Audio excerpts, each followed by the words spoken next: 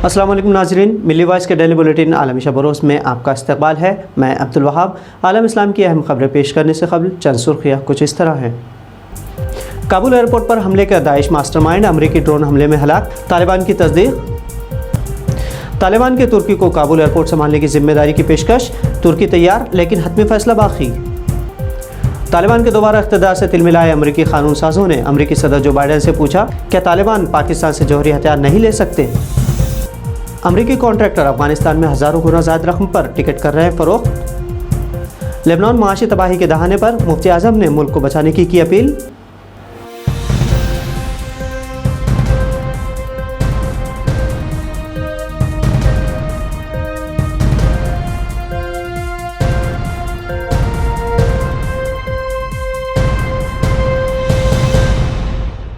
Kabul airport पर 2 दिन कबल हमलों के बाद अमेरिका ने दावा किया है कि उसने अफगानिस्तान में दाइश के खिलाफ बड़ी कार्रवाई करते हुए सूबे नंगरहार में ड्रोन हमला किया है। इस हमले में काबुल एयरपोर्ट के मास्टरमाइंड को मारा गया है, ताहम अभी तक आज़ाद ज़राए से अमरीकी दावे की तस्दीक नहीं हो पाई है। काबुल एयरपोर्ट पर हमले के मास्टरमाइंड को हलाक करने के अमरीकी दावे को बैनुल-अक़वामी मीडियाई इदारों ने शाये किया है, साथ ही तालिबान ने भी इसकी तस्दीक की है। हालांकि दाइश को अमरीका ही ने बनाया है और अमरीका अपने अज़ाइम की तकमील के लिए इसे इस्तेमाल करता रहा है। 2 दिन कबल जुमेरात को काबुल एयरपोर्ट के करीब होने वाले हमलों में अब तक 170 अफराद जाँ बहक और 150 से ज़्यादा ज़ख्मी भी हुए हैं, जबकि कईयों की हालत अभी भी तशवीशनाक बनी हुई है। काबुल धमाकों में 13 अमरीकी फ़ौजी भी हलाक हुए हैं। काबुल धमाकों की जिम्मेदारी दाइश ने कबूल की थी, जिसके बाद तालिबान, अमरीका समेत पूरी दुनिया ने हमलों की मसम्मत की थी। आपको बता दें कि दाइश को ख़त्म करने तालिबान ने इससे कबल मुहिम भी चलाई थी। तुर्क सदर रजब तैयब एर्दोगान ने कहा है कि तालिबान ने तुर्की से अपील की है कि वो काबुल एयरपोर्ट का इंतज़ाम संभाल ले, ताहम इस सिलसिले में तुर्की ने ताहाल कोई फ़ैसला नहीं किया है।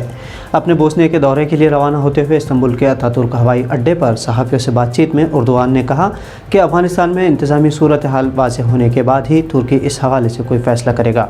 एर्दोगान ने बताया कि इस सिलसिले में काबुल में तुर्क सफारत खाने में तालिबान को तुर्क हुकाम के साथ 3 घंटों तक गुफ्तगू भी हुई। आपको बता दें कि तुर्की ने बतौर नेटो रुकन गुज़िश्ता 20 सालों से काबुल एयरपोर्ट की जिम्मेदारी संभाली हुई थी, लेकिन तालिबान बैरून ममालिक ताकतों को अफ़गानिस्तान से निकलने का मुसलसल हुक्म दे रहे थे, जिसके तहत तुर्की ने भी अपने फ़ौजी वापस बुलाने का ऐलान किया था। इससे कबल अमेरिका ने भी तुर्की को काबुल एयरपोर्ट संभालने की पेशकश की थी।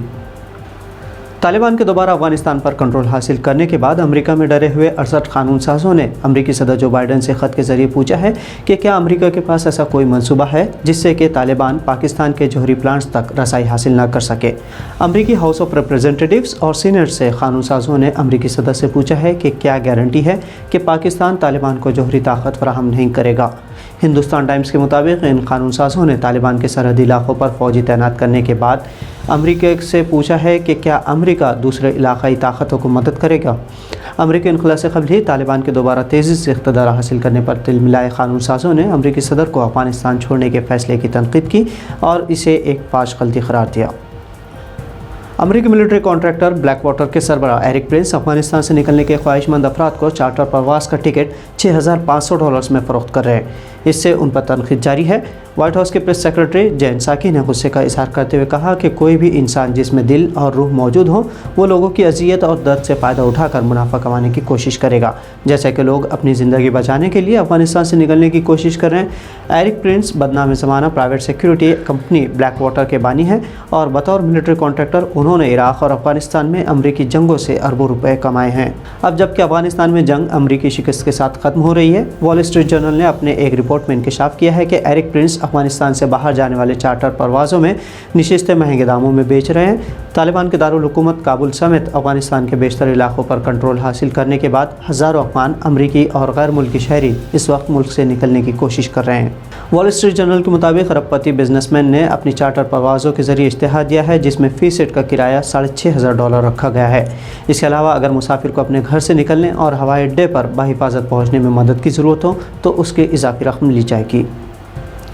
लेबनान को शदीद इक़्तिसादी और सियासी बहरान का सामना है। गुज़िश्ता 1 बरस से इस मुल्क में मुस्तहकम हुकूमत तक को वजूद नहीं।